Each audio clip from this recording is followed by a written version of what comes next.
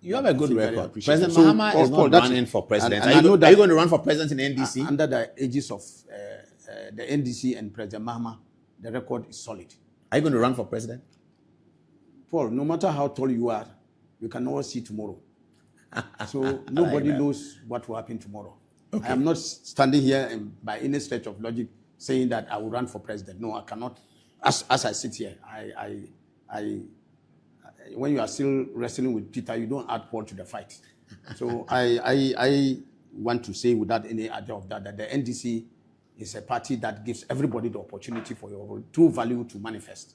And I have no doubt in my mind that in the trueness of time, when everything is up to its zenith and the call comes on you from the people, why not? But as we speak now, no, there's no such ambition as I speak. Let's talk about the Hajj, for which reason I spoke to you and Alhaji Collins. And Paul, I just wanted to crave your indulgence because you mentioned Bobby and others. I can understand the thing you said. These are some fits of frustration you can feel from people who have genuinely committed themselves to working very hard. In fact, some have put their lives on the line for the party. And they truly believe that having made that high level of sacrifice, they deserve to be recognized and given certain positions. I have no doubt in my mind that President John Dramani Mahama, who is not just an icon of our party, but for this country, is a very well-meaning and very strategic president. As and when I believe that people are truly primed for certain positions, President Mahama is not a president who overlook their talents and contribution to the NDC. I have had eventually calls. They will be. Paul, I have had similar calls about people saying, what are they doing with you? We always ask them, what are they doing with you? Wait, in the trueness of time, His Excellency President Mahama would make, and the party and the NDC party would make use of whatever available talent. Paul, you know, you are a football fan. Yes. A coach knows when to bring in people and when to substitute. And I would be the last person sitting here to say, President Mahama is perfect. As a human being, he's not perfect. But I'm saying that to the best of his ability and to the human infallibility that is in him, he will do the best for members of the party. So, in as much as I sympathize with a lot of our rank and file who have genuinely worked so hard for this party to come to power, some of them have borne even scars that they suffered in the course of working for the party. And so, I just can plead with them that they should exercise some patience. They should temper maybe their frustrations and language. Paul, when you are hungry, you don't jump into the cooking pot. Because to burn you. Exactly. So you temper your time and wait for the food to be prepared. And the trueness of time, like I said, I want to believe that the party will duly recognize and reward them for whatever sacrifices they've made. Very, very interesting. Very interesting comments from ABA Fuseini. Eddie, on Hajj now, do you want to see what Honorable Habib said for the purpose of our viewers so they can put the conversation in perspective? I think it is fair. Yes, viewers, let's see the most important part of what Honorable Habib said. He alleged that there were difficulties with the Hajj, and we all sympathize with it. This is what he said. So these videos are people who are struggling in the Hajj? Yes, these are people who are struggling. I think that is in Mina in their tent. And they cannot even, they will put a tent that was meant for like 50 people, they'll put 150 people there.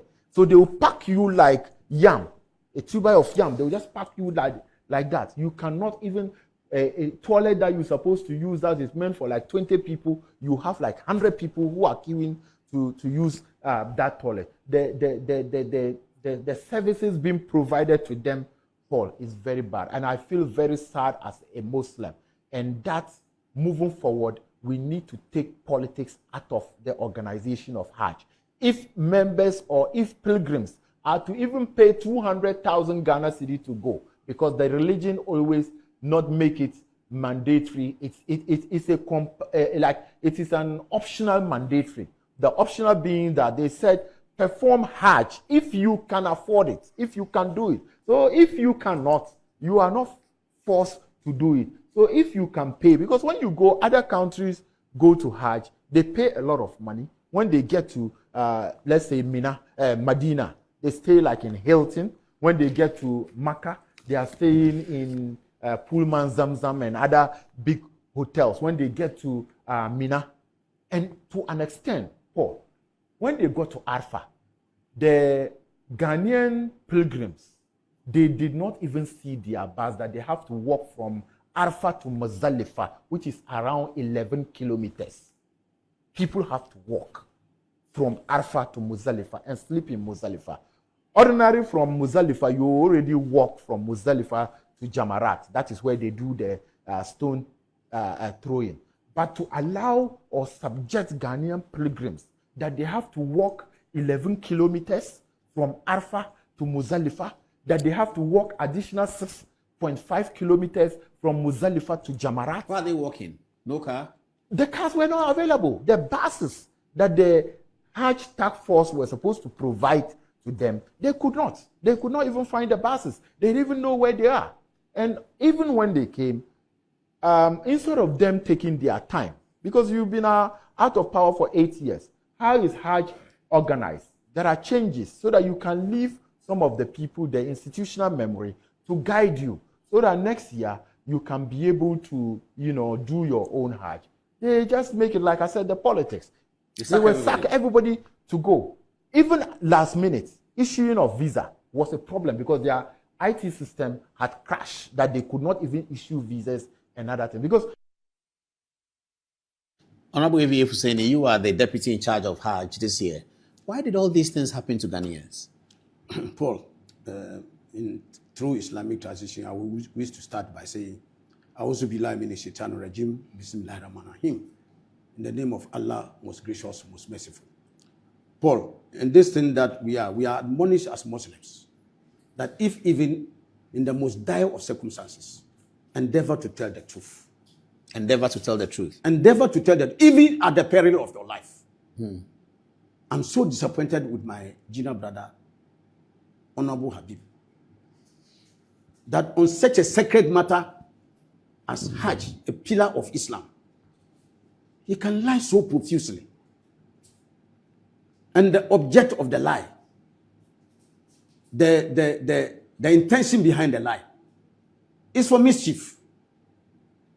Well, I've always said it that if somebody passes bad air on you and you are overzealous to retaliate, you bring out the real thing. I'm sure that he was pained by the monumental success of this large Hajj. And Paul, I sitting here will be the last person to make a claim that the last Hajj was perfect, 100%. There's no such human enterprise as perfection. Perfection is an ideal that people work towards, but it's never attained.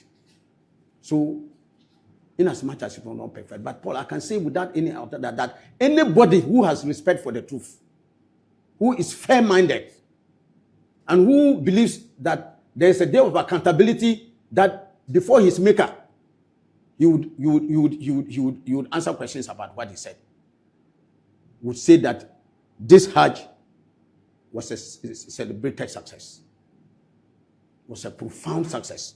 Paul, the allegations he made about packing people like yam, 150 people in a tent, it's simply not true. It's not true? Paul, even in Mina, you didn't even have 100 people. Ask anybody who goes to Mina and others. Paul, if you look at the Mina, it's a small valley. It's not a very big valley. Where in the first instance, they gather sometimes up to 3.5 million pilgrims at one spot. So it's a pretty cramped place.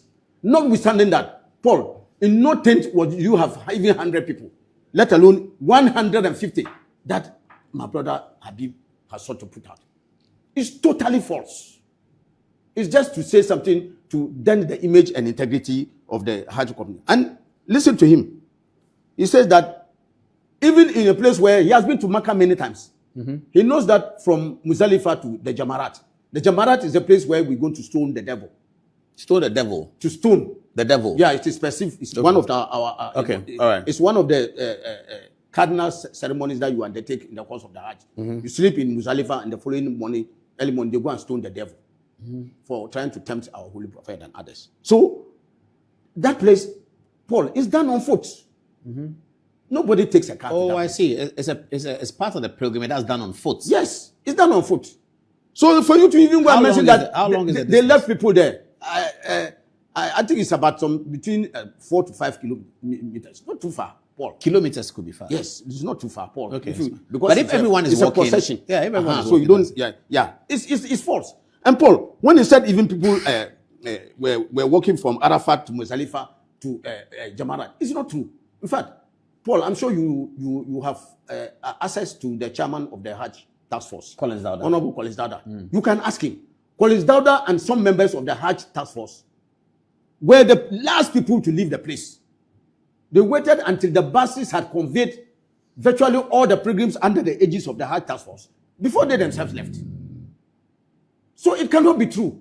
And Paul, when you pay your dues to the Hajj, you pay to the Ministry of Hajj and Umrah Affairs in Saudi Arabia, and they then have accredited agencies like companies that deal with the buses, accommodation, food, caterers, and others. And so it is they who even pay these monies to this accredited, and they ensure that their standards are kept and are delivered. So the buses are there on time as much as possible. Of course, I'm saying that it's a human enterprise. You can have a situation where, for one reason or another, is in 1 or 2 instances, about 30 minutes or 15 minutes of some delays. But to a large extent, Paul, all the agencies that were tasked, from accommodation to transportation to food delivery and the tour of the sites and others, were up to date and up to task and up on time. So it is very shocking that Honorable Habib, who was part of the 2024 Hajj organization group, and Paul, let me tell you that in the last Hajj that was operated by the Hajj Task Force, is unprecedented in the annals of our country's history. Paul, for the first time in our Hajj, we broke the records of airlifting about 6,000 Ghanaian pilgrims. When Habib and Co were given the quota of 5,000, they could hardly make 3,500. And with the 3,500, it was a woeful record that they posted. Paul, they left a woeful, a huge debt of about $4.5 million debt, which this Hajj task force had to come and pay. 50% of which already has been paid. Paul, there were a litany of complaints, even with just 3,500, compared to about the 6,000 that this Hajj task force made. Paul, I want to take this opportunity to also disabuse the minds of people, and that is part of that. In Habib's, he tried to mention it, that it is only for exceptionally rich people who must go on Hajj. Yes, you must have a certain modicum of money, but I come to understand why they took the Hajj fare to the Disney height of 75,000 Ghana cedis. Paul, when they had a duty to their Muslim brothers and sisters to ensure that they were transparent in their organization, they had a duty to be competent in order to bring down the fares. They could not do it. Not a single peso was subsidized by the state, but the Collins Dauda administration, Paul, under the directive given by His Excellency President John Dramani Mahama, who I would say is a huge blessing to the Islamic Ummah. Under the directives of the president, the Collins Dauda administration went and did a very competent job in Saudi Arabia in their negotiations. Paul, they managed to negotiate with the house owners, that's the hotel owners, the catering services, the transport owners, and beat down the price. So consequently, when they returned from Saudi Arabia after the Hajj conference, they managed to reduce the Hajj fare from 75,000 Ghana cedis, Paul, to 62,000 Ghana cedis. Somebody just sends a text that the distance between Arafat and Muzdalifah is approximately 8 kilometers. That's 5 miles. No, it's the Jamarat, not Arafat. Okay. Arafat and where is the walking journey? It's the Jamarat. It's the Jamarat. The Jamarat this journey is from Muzdalifah typically to the Jamarat. undertaken on the 9th of the Dhul Hajj during Hajj. Yes, Paul. Pilgrims often walk this distance. Yes. Though buses and other transportation options are also available. Yes, Paul. Okay. So you just tell you that. So buses are available. Why did we make our people walk? No, Paul. I'm saying that one is from Muzdalifah to Jamarat, not Arafat. Not Arafat. Okay. Not Arafat. So if you said it, you didn't get it. Yeah. So Paul, I'm just saying unprecedented. This was the cheapest fare in the West African sub-region, if not the entire Africa. And you delivered the same thing that the high fare was delivering. In fact, better. Look, better, Paul, okay. They charge more than 1,000 Saudi riyals. The Habib group charge more than 1,000 riyals for the same accommodation. Let me make it very clear. The High Task Force, you was trying to create a picture that they set everything aside. The accommodation they use was exactly the same accommodation they use. The difference is that in terms of the Collins Dauda High Task Force, they added 5-star and 4-star hotels, which they didn't. They were concerned to 2- and 3-star hotels, for which they charge more than 1,000 than what the Collins Dauda committee charged. Okay? And in addition, they made accommodation more available and more accessible in the 5-star hotels that they got. Closer, not too far from the Haram. That is the Holy Kaaba, where you go to make supplications. So clearly, there is no iota of doubt that this last Hajj that was organized by the Collins Dauda group. In fact, if you are going to make comparisons, it's like the heaven and earth. So those videos that came up into significance. Those videos that came up. Paul, I'm just shaving you. Don't be in a hurry to touch your head. Okay, all right. Paul, there was one video that they floated and said that they had taken our pilgrims to abandoned structures. You know the picture they posted, Paul? No. Was the Hajj village in Ghana here? Oh, the one in Ghana. Go and look at the picture. Is the Hajj village in Ghana here? But does it look like abandoned? That is what they posted. They posted that as that they posted that, you know, the pilgrims were occupied at the Hajj village here. So they took the picture and said that, oh, this was the period where they took our pilgrims and put them in abandoned structures. Mischievous, blatant lies that they put. Paul, they even got one of them on social media.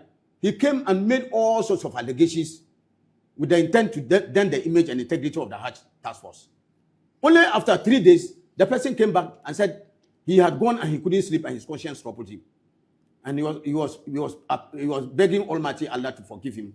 And he was asking the Hajj Task Force to forgive him because he was part of a group that had been put together to concoct and peddle falsehood with the intent to denigrate the image and integrity of the Hajj Task Force. And so he was rendering an unqualified apology to the Hajj Task Force and pleading for mercy and for forgiveness. So these were part of the things that Habib and Co. Sought to project. Because, Paul, the bare truth is that they were looking for loopholes which to use to assail the Collins Dauda Task Force. Unfortunately, they could not get. And that is why I'm saying that, but for the competence exhibited by the Collins Dauda Task Force, we would have even missed the 2025 Hajj. Because in the run-up to the elections, they were busy campaigning and left the Hajj operations for which they were supposed to time. Paul, so this video we are seeing on the TV now, yes. what is it? This video? Paul, and I'm coming to another point. So is this Ghana, this video? Paul, there were some areas where we had this phenomenon, and I have had the unpleasant duty to talk about it. The Saudi authorities issued a statement that they will fiercely clamp down on those who use tourist visa. You know, in the Hajj organization, they deal with nation states. So they give every country a quota. Yeah. So, but outside the quota, sometimes some people say they can organize expeditions to Hajj for individuals who cannot maybe find their way in the main Hajj stream. So they go and get tourist visa. But unfortunately this year, the Saudi authorities said that they are going to clamp down heavily on tourist visa. And they will not allow anybody parading a tourist visa to perform the Hajj. So what happened to those? So there were some of these people, and sometimes, so that's why you see in some of these pictures, some who had tourist visa attempting to infiltrate into the mainstream Hajj, into their facilities. So, but you don't have any group of people with you who are tourist visa? No. Zero. All those who went with the Hajj Task Force had Hajj visas. And so you will hear that a lot of people were arrested by the Saudi authorities. And they were even calling on the Hajj Task Force to try and come and intervene to save them. Some of them who managed to find their way out of the cauldron that the Saudi security people had thrown around the Hajj tourist visas, tried to infiltrate and come into the things of where the Hajj Task Force. So these photographs are not from the Ghanaian Hajj pilgrims who were organized by the Ghanaian Hajj Authority. I can tell you without any doubt that every single Ghanaian pilgrim under the aegis of the Hajj Task Force was allocated a space in the tent. How many were they all together? Do you know? That's about 6,000. That's why I told you that. Are they all back? Unprecedented. We are starting on Friday To start coming the back? first batch of pilgrims to return. So, Paul, I can tell you without any idea of doubt that every single pilgrim at Mina and at Arafat had places allocated to them. There was not a single person who was left out not being allocated a tent. There were. You can say that yes, the pressure was a little bit in terms of the crowd, but you cannot say that there were people who were not allocated in it. Everybody was allocated a tent, and they had tents and space to sleep in. It will not be as comfortable as anybody who goes to Mina for the distance. In the tents, because I just told you that because of the crowd, you can crowd about 3.5 million people into that valley in Mina. So it is not like it's a hotel where you go and have large space in a room like a room like this to one person. No, they are in tents. So it's a tent city that is put in so that spaces are allocated to every country. They can give your country maybe 20. So you have male side and female side? No, they mix. So married couple can be in one tent? No, they can make if you happen to go. Sometimes they go by agents. You know, it's the agents who bring in the pilgrims. So sometimes an agent can take a tent together with some other people, or you can get about 3 or 4 agents taking one tent and then harboring their pilgrims in that tent. So that is how the allocation is done. So not a single person who went under the aegis of the Hajj Task Force was left outside. They were all allocated tents. It's when some of these people who are officially not with the team infiltrate and attempt to enter into the teams that they dilute the numbers that you are talking about. So, okay. Paul, I can tell you that this is one of the best Hajj that have been, not only in terms of the numbers. Paul, for the first time in our history, passports. The Hajj village hosted the passport office where passports were issued to pilgrims at the Hajj village at no sweat. The maximum period for the issuance of the passport was 72 hours. Somebody has also sent me another text. It's an interesting topic people are interested in as we have to be wrapping up. It says, this is from Musa Dankwa, whom we know. He's in Mecca doing the Hajj, and this is what he got to say. Quote, eyewitness accounts, just as we were told in the Quran, there are grades of Jannah, paradise, he said. In Mina, those who paid right price got premium and business class accommodation to sleep in, while the rest of us were low-cost budget accommodation. Folks, the fourth picture is how we slept in Mina and Arafah. Yes, we paid low-cost Hajj. We compounded our problem with, as usual, packing nearly 6,000 pilgrims into accommodation meant for 5,000. We don't have overcrowding issues at the hotels, meaning the controls here work, but not in the camps. I am hearing the president wants to reduce the Hajj fares further. We beg, I will urge him to use the amounts to secure a better and bigger camp for our contingent in future. If this is the standard, the pilgrims will still be complaining next Hajj as they will continue to sleep outside in the sun. That's from somebody who is there. So you see somebody who is there. Yes. He has not indicated to you that somebody or some group of people were there who didn't get space. He's only talking about. But he says it's not talking about not exciting. Yes. He's talking about comfort. Yeah. The other one he's showing you is for a group of business people who went to erect juices at spaces. And these are commercial report.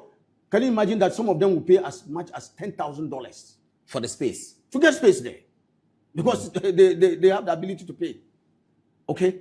So you cannot make that comparison with nation states who come and they are giving spaces in their tents to harbor their people. But he thinks we shouldn't reduce the 6,000 fare. So you know that, Paul, in as much as we say that it's for those who can afford, are you saying that it is not the duty of the Hajj organizing agents, if they can do everything possible to bring it down as much as possible for their it will mean the state has to subsidize it. No. Like I told you in this particular, not a peso of subsidy was paid. Competent negotiations by the Hajj Task Force helped to bring the price down, fare down. In fact, from the airlines, they managed to even get the fare slashed by $100 to $150 to get accommodation, like I just gave you. When the Habib committee were charging 2,500 riyals. They were taking 1,500 riyals, giving them a difference of 1,000 riyals. So you can beat it down through competent negotiations, through very transparent, unlike the opaque negotiations that they went to do. So you can do so many things in the service of your Muslim Ummah to bring down the fare so that as many people, Paul, it's not an accident that this year was the most heavily patronized Hajj in the history of our country, where we burst our quota. They were given a quota of 5,000 plus. Paul, they could not even hit 4,000. They did 3,500. Because the price was and too still high. struggled at 75,000 Ghana cedis. So you see that when a more God-fearing, more competent task force came into this and went and did very transparent, fair negotiations, they managed to bring the fare down. And it's a blessing to the Islamic Ummah. And that's why I'm saying that with the intervention of President Mama, who have described as a blessing to the Islamic Ummah, so many goodies came, like I just indicated to you, bringing us the services of the passport office. Paul, in 2024, for instance, there were people who went to pay to go to Hajj. In fact, and applied for passport. The Hajj was over about 6 months even before they got their passports. You could not personalize Hajj. See. But this one, within 72, maximum 72 hours, people got their passports. Okay, because for the first time in the Hajj village, Honorable Samuel Okudje, The final matter is this: that the final matter is that the Hajj task force, Collins Dauda and ABA Fuseini, sacked everyone and had new people. Paul, I thank you very much for reminding me. You know, somebody was wrestling with a madman, and the man he managed to the madman put him down, and while he was lying under, he beat the madman. The madman said, "Well, thank you very much, my brother. I forgot that the cheat was also part of the fight." Paul, I see. Let me tell you without any iota of doubt, when this high task force came, more than 90% of their staff and others, not a single person who worked with the Habib committee was sacked. The entire IT department, okay? The entire IT department under Alhaji Hamza, you can ask him. They are still there. They maintained everybody. Everybody. The documentation department were those who worked with Hajj 2024. They maintained everybody. Including even some people in finance. So you see, that's why I said that I feel very sad that my brother Habib I don't know what pretext, whether for purposes of mischief or for political point squaring, we want to go and lie about this very noble endeavor. When the people come from, when they come from the Hajj, can you bring some of them into the studio yes, so we can talk Paul, about I would even challenge Metro TV. When they will start returning from the Hajj on Friday. Next week we can have some of them. Yes, just this Friday. So next week we can have some of them in the studio. You pay a visit to talk to the staff, go to the IT department, ask them, is it your first time here? Almost all of them will tell you that they work for the 2024 Hajj.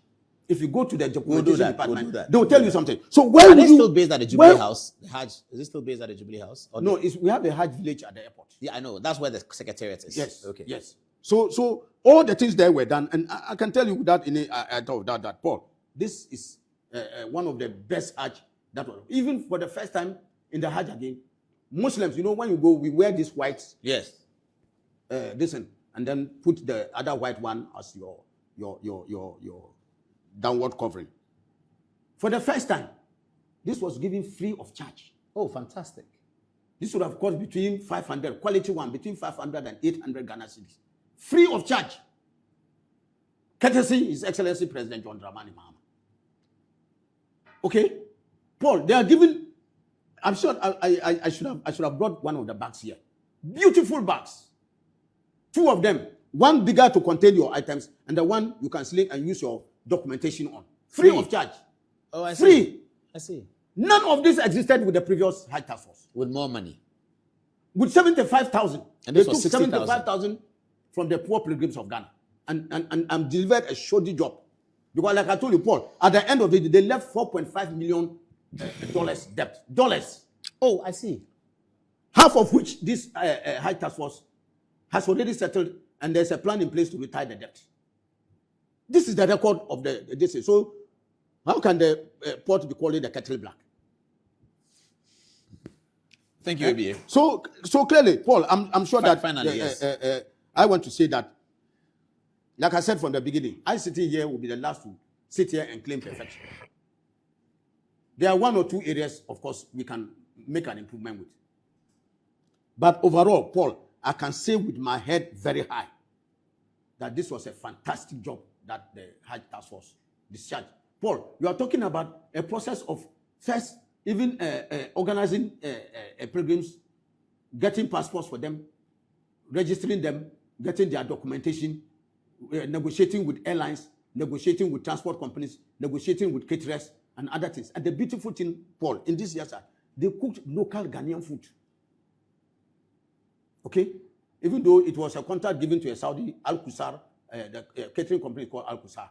There were Ghanaians recruited to work for them, and Ghanaian food was prepared, including Tuozafi, Mian Kuka, Mian Sure, in Saudi Arabia. Keke, Wache. All they were cooking for Ghanaian people. Watching at Tinkafa.